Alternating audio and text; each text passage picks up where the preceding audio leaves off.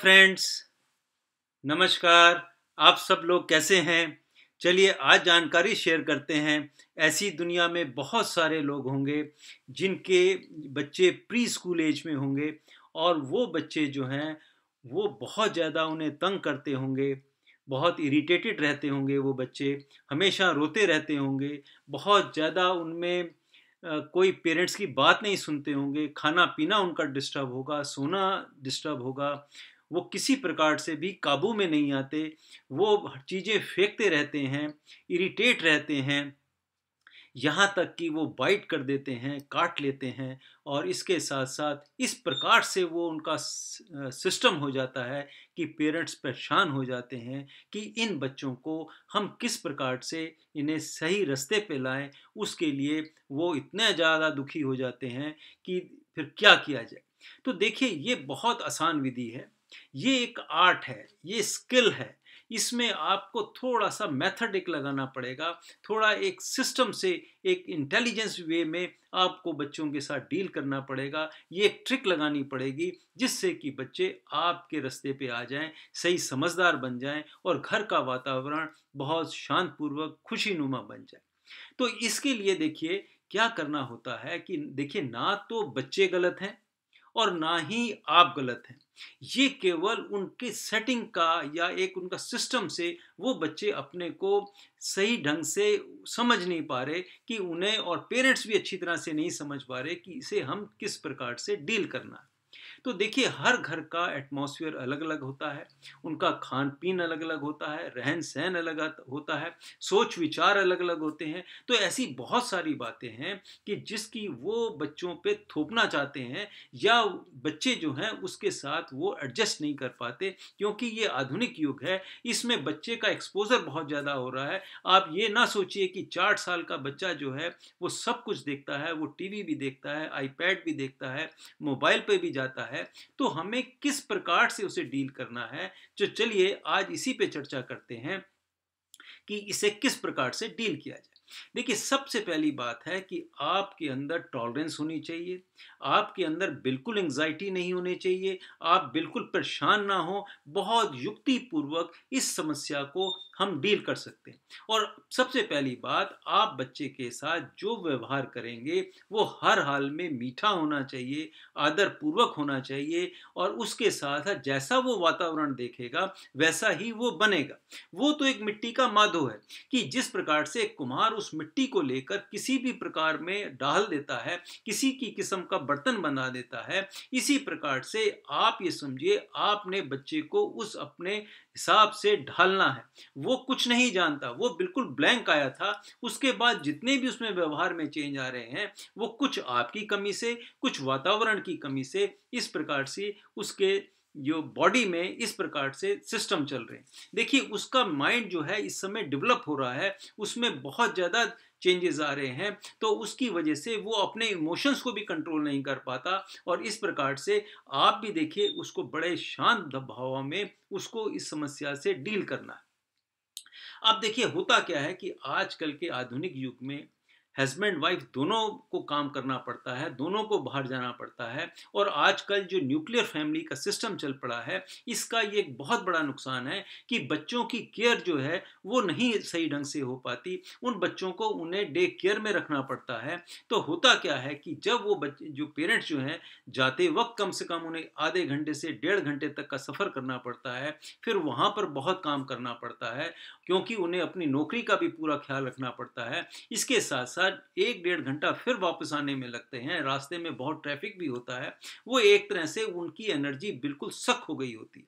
और उसके बाद वो फिर किस प्रकार से क्या करते हैं कि घर पहुंचते ही अपने खाने पीने का जो भी सिस्टम उन्होंने करना होता है, तो उनके पास सबसे आसान रास्ता होता है कि वो बच्चे के हाथ में मोबाइल पकड़ा देते हैं, आईपैड दे देते हैं, या उन्हें वो टीवी के सामने बिठा देते हैं, जो कि बहुत बड़ी गलती है। इससे क्या होता है, एक तो आपका और बच्चे का जो जो रिलेशनशिप है उसमें कमी आती है, और फिर रात हो जाती है, आप बच्चे को सुला देते हैं, क्योंकि सुबह आपको फिर काम पे जाना है।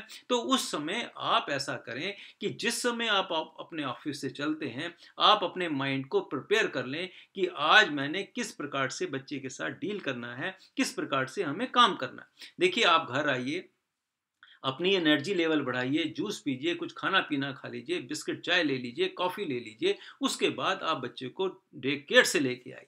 अब देखिए उसके बाद जब आप शाम को घर आ जाते हैं, आप दोनों जो हस्बैंड वाइफ हैं अपने काम को बाँट लीजिए। एक एक पेरेंट जो है, एक बंदा जो है, वो बच्चे के पास हर हालत में ढाई 3 घंटे उसके साथ बिताएँगे। वो उसके साथ खेलेगा और दूसरा जो घर का व्यक्ति है, चाहे वो हस्बैंड है या वाइफ है, वो अपना किचन का वर्क देखे। तो उससे क्या होगा कि बच्चे के साथ आप उस समय ना मोबाइल देंगे, ना उसे आईपैड देंगे, ना उसे टीवी देंगे। उसके साथ आप खेलिए।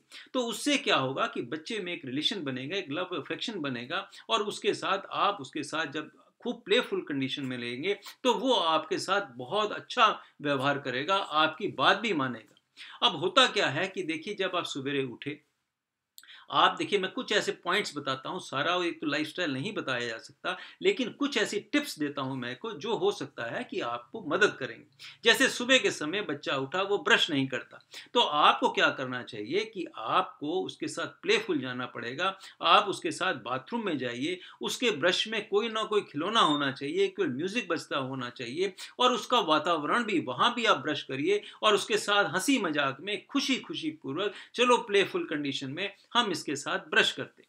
तो देखिए इस प्रकार से जब आप करेंगे, शुरू में हो सकता है दिक्कत आए, बच्चा ना माने, लेकिन आप दिन प्रतिदिन पेशेंस रखेंगे, टॉलरेंस रखेंगे, तो वो बच्चा धीरे-धीरे सीख जाएगा। फिर देखिए सपोज़ आप डाइनिंग टेबल पर पहुँचे, सुबह के समय या दोपहर या रात के समय जब भी आपने कहा कि डाइनिंग टेबल पर आप एक खाना आके खाओ, वो नहीं खाता है, तो उस समय क्या करना है या वो डाइनिंग टेबल पर किसी वजह से आ भी गया, अब वो चेयर पे नहीं बैठ रहे हैं, तो ऐसी कंडीशन में आप क्या करिए, एक रोल मॉडल बनिए कि आप बेटा, आप मम्मी हैं, मैं आपकी उम्र का, मैं आपका नाम का लेके आप उसके सामने खड़े हो जाइए। आप मुझे ऑर्डर दोगे, बेटा आपको ऑर्डर देगा, आप उसके मुताबिक चेयर पे बैठिए। जब आप चेयर पे बैठेंगे, इस प्रकार से करेंगे, 2-3 बार करेंगे, खेलेंगे, तो बच्चा फिर वो भी वैसा करने लग जाएगा। फिर एक बात आती है कि सपोज़ खाना के आ गया, खाने में वो सबसे पहले आइसक्रीम उठाता है या वो फल उठाता है और आपकी इच्छा होती है कि सबसे पहले इसे सब्जी, दाल, रोटी ये खाना चाहिए, आइसक्रीम बाद में खाए और उसके बाद वो क्या कहते हैं फ्रूट खाए। तो लेकिन ऐसी कंडीशन में देखिए ये कोई टीवी का स्विच नहीं है कि जैसा आप ऑन करोगे और वैसा ही ऑफ करोगे, तो उसी प्रकार से बच्चा भी आपके साथ आपके अकॉर्डिंगली बिहेव करेगा। ये ऐसा नहीं हो सकता, उसके साथ आपको प्लेफुल कंडीशन में रहना पड़ेगा, उसके साथ वैसा ही व्यवहार करना पड़ेगा जो उसको अच्छा लगता है। तो इसलिए अपनी बात बच्चे पर कभी भी ना थोपिए, तो उससे क्या होगा कि एक रिलेशनशिप बनेंगे, एक प्यार मोहब्बत की बात होगी, तो उससे बच्चा आपकी बात धीरे-धीरे समझने भी लग जाएगा। फिर देखिए बात करते हैं कि देखिए आम तौर पे क्या होता है कि जिस समय बच्चे ने सपोज़ वो खाना खा लिया या आपकी बात वो मान ली, तो आप उस समय क्लैपिंग करिए, उसको शाबाशी दीजिए, उसे कहिए कि बहुत अच्छा काम किया बेटा, ये बहुत बढ़िया हुआ और उसके साथ जब इस प्रकार से आप करेंगे, हँसी-मज़ाक करेंगे, खुशी-खुशी करेंगे, तो उसे ये लगेगा कि ये जो मैंने क्रिया करी, इससे मेरे पेरेंट्स खुश हुए हैं और उन्होंने भी मेरे साथ रिटर्न में खुशी का व्यवहार किया। तो इस प्रकार से जब आप करेंगे तो क्या होगा कि एक सूदिंग इफेक्ट आएगा, दोनों के रिलेशनशिप में भी आराम पड़ेगा। अब क्या होता है कि मान लीजिए बच्चा एजिटेट हो गया, वो चेयर पे भी बैठ गया, आपने खाना भी वो आपकी मर्जी से नहीं खा रहा और गुस्से में आके उसने खाना फेंक दिया सपोज, मान लीजिए, तो उस समय आपको बिल्कुल इरिटेट नहीं होना है, बहुत रिलैक्स वे में, बहुत शांत में चुप करके वो सारा खाना उठा दीजिए और उसके पीछे फिर आप चम्मच लेके घूमना नहीं है कि बेटा खा लो खा लो खा लो खा लो। अगर इस प्रकार से आप उसके पीछे घूमते रहेंगे तो उसे पता लग जाएगा कि ये भी एक साइकोलॉजी होती है कि अगर आप उसके पीछे चम्मच लेके भागेंगे, खाने के लिए करेंगे तो उसे प्लेजर मिलेगा, उसे ये मालूम पड़ेगा कि वो फिर क्या करेगा कि हर बार आपका आप उसके पीछे-पीछे भागेंगे और वो आगे-आगे भागेगा, तो एक बहुत बड़ी समस्या बन जाती है। तो ऐसे समय में आपको क्या करना चाहिए कि आप उसको 1-2 बार ऑफ़र करिए, अगर वो नहीं खाता, आप चुप करके उसका खाना बिल्कुल अलग कर दीजिए। आखिर पेट है, भूख लगेगी, वो आपके पास ज़रूर आएगा, कहेगा कि भाई मुझे खाने को दो। तो ऐसी कंडीशन में ये ट्रिक है कि आप अगर इस पे फॉलो नहीं करेंगे तो क्या होगा कि बहुत एक युद्ध की स्थिति बन जाएगी। आप ज़बरदस्ती उसके मुंह में ठूसने की कोशिश करेंगे, खिलाने की कोशिश करेंगे, वो एक खाना पीना नहीं होगा, एक प्लेजर नुमान माहौल नहीं होगा, बहुत ज़्यादा दिक्कत की हो जाएगी। बच्चा उल्टी भी कर सकता है, खाना फेंक भी सकता है और बहुत ज़्यादा दुखी का एक वातावरण घर में बन जाता है। तो ये छोटे से टिप्स हैं, इसको थोड़ा ध्यान से समझेंगे तो ये बहुत आसान है, लेकिन थोड़ी पेशेंस रखनी होती है, टॉलरेंस रखनी होती है। फिर देखिए बात करते हैं कि जिस समय बच्चा इरिटेट होता है, ज़्यादा परेशान होता है, तो उस समय आप उसको डांटिए नहीं, उसे और ज़्यादा कोई पीटिए नहीं, मारिए नहीं। उस समय आपका फ़र्ज़ क्या है, आप उसको गले लगाइए, उसे रिलैक्स कीजिए, उसे प्यार कीजिए, प्यार से कहिए, उसे उसे उस समय वो बात नहीं समझानी है कि खाना खाना क्यों ज़रूरी है, ये काम करना क्यों ज़रूरी है। उस समय केवल उसे हगिंग करिए, उसे रिलैक्स करिए। क्योंकि क्या होता है कि जब बच्चे में इरिटेशन होता है तो उसके शरीर में स्ट्रेस हार्मोन्स बहुत ज़्यादा बन जाते हैं। जब स्ट्रेस हार्मोन ज़्यादा बन जाएंगे, ऊपर से आप उसे समझाने की कोशिश करेंगे, वो बिल्कुल भी आपकी बात नहीं सुनेगा। ये 100% है कि वो आपकी बात बिल्कुल नहीं सुनेगा। उस समय आपका फ़र्ज़ क्या है कि उसे आप रिलैक्स करें, उसे छाती से लगाइए, उसे प्यार कीजिए। तो क्या होगा, उस समय उसके शरीर में से ऑक्सीटोसिन हार्मोन भी सिक्रीट हो जाता है, जिसे हम आम भाषा में लव हार्मोन भी कहते हैं। कि हगिंग का एक बहुत बड़ा इफेक्ट होता है, आपको भी बहुत रिलैक्स करेगा और साथ ही साथ बच्चे को भी बहुत रिलैक्स करेगा। तो ये ऑक्सीटोसिन हार्मोन जो है, ये लव हार्मोन है, इसकी बहुत बड़ी वैल्यू होती है। इसको स्ट्रेस लेवल डाउन करने के लिए ये बहुत बढ़िया यंत्र है कि अगर हगिंग करने से, हाथ पे हाथ रखने से भी बहुत ज़्यादा रिलैक्सेशन मिल जाती है। अब देखिए आगे बात करते हैं कि देखिए बच्चे के साथ हमेशा इमोशनल बैलेंस रखना बहुत ज़रूरी होता है। क्योंकि अगर आपने रिलैक्सेशन की बात नहीं रखी तो क्या होगा कि हमेशा एक युद्ध की स्थिति घर पे बनी रहती। अब देखिए मान लीजिए आप आउटडोर गए, ये भी एक बहुत बड़ी समस्या होती है। आउटडोर गए, फर्स्ट टाइम आप बच्चे को लेके गए, वो पैदल आपके साथ जा रहा है, आपने किसी मॉल में या दुकान में या मार्केट में गए और आपने खुशी खुशी कहा कि चलो बेटा तुम आइसक्रीम ले लो, तुम जूस पी लो, कोई खिलौना खरीद लो या कुछ और आइटम ले लिया जो उसकी पसंद का है। एक बार, दो बार, तीसरी बार वो 100% क्या होगा कि मार्केट के अंदर घुसने से पहले ही वो क्या कहेगा कि मुझे जूस पीना है, मुझे आइसक्रीम खानी है, मुझे क्या कहते हैं टॉय लेना है या कोई भी इंटरेस्ट की चीज़ लेनी है। तो ऐसी स्थिति में क्या होता है, पेरेंट्स बहुत हैरास हो जाते हैं, बच्चा ज़मीन पे गिर जाता है, रोने लग जाता है, बहुत चिड़चिड़ापन आ जाता है। तो एक गलत सा एटमॉस्फेयर बन जाता है।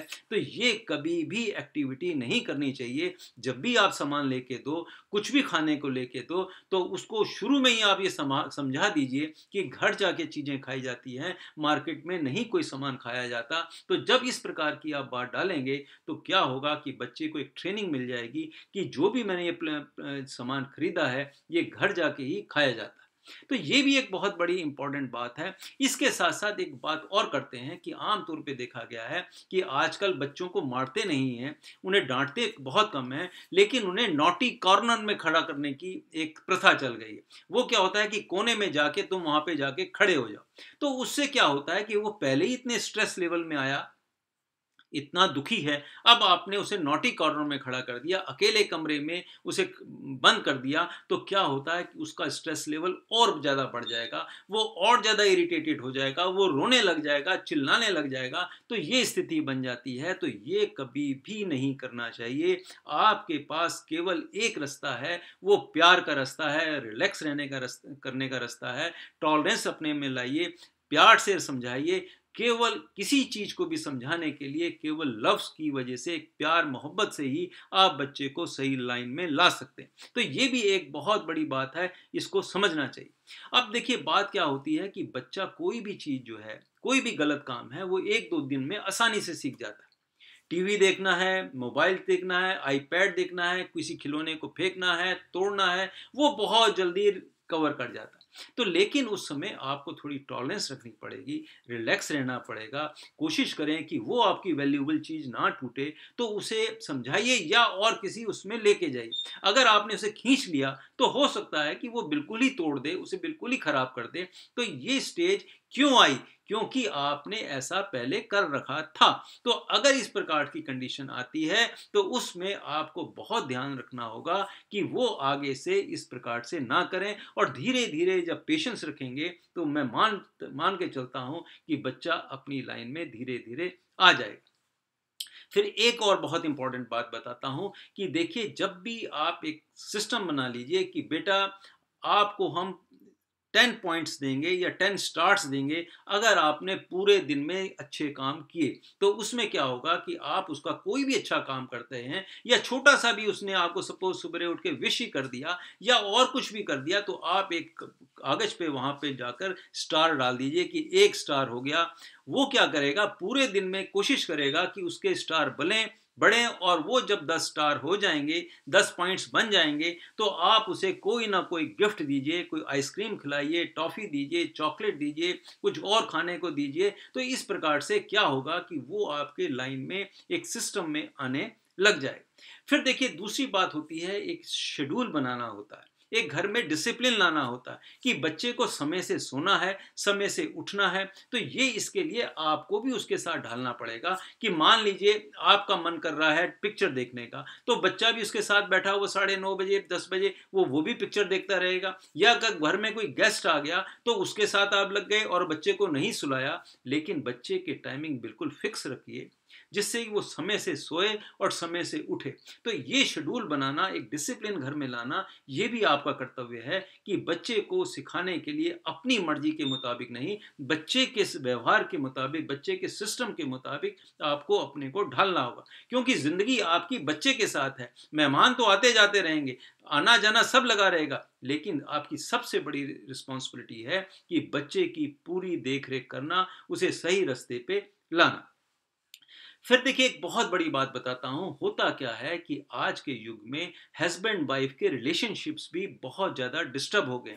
दोनों को अपना अपना व्यक्तित्व, अपनी अपनी आइडेंटिटी, अपना अपना काम जो है वो बहुत प्यारा हो गया है। आपस में रिलेशनशिप में भी बहुत ज्यादा फर्क आ गया है। वो घर में कभी ऐसा भी देखा जाता है कि घर में दोनों का युद्ध की स्थिति होती है, तो वो क्या होता है, बच्चा वो भी सामान फेंकते हैं, वो भी इधर उधर चीजें फेंकते हैं, तो बच्चा उसे इमिटेट करता है। जैसा वो देखता है कि घर का इस प्रकार से किया जाता है कि अगर किसी बात को नहीं मानी जाती तो सामान फेंका जाता है, तो अगर इस स्टेज में भी अगर वो देखेगा तो मैं मान के नहीं चल सकता कि बच्चा आपके सही रास्ते पे आएगा, वो भी सामान फेंकेगा। तो इसलिए घर का वातावरण भी आपको अच्छा बना के रखना है। कम से कम बच्चे के सामने आप कोई भी ऐसी एक्टिविटी ना करें, ऐसा कोई युद्ध का वातावरण ना बनाएं। आप में आपस में जो विचारों में असमानता है वो अलग बैठ के प्यार से, शांति से डिस्कस करें, या कहीं ऐसी जगह में जाके डिस्कस करें कि जिससे कि वो बच्चे के सामने वो घटना ना हो, जिससे कि वो आपके साथ एक अच्छे वातावरण में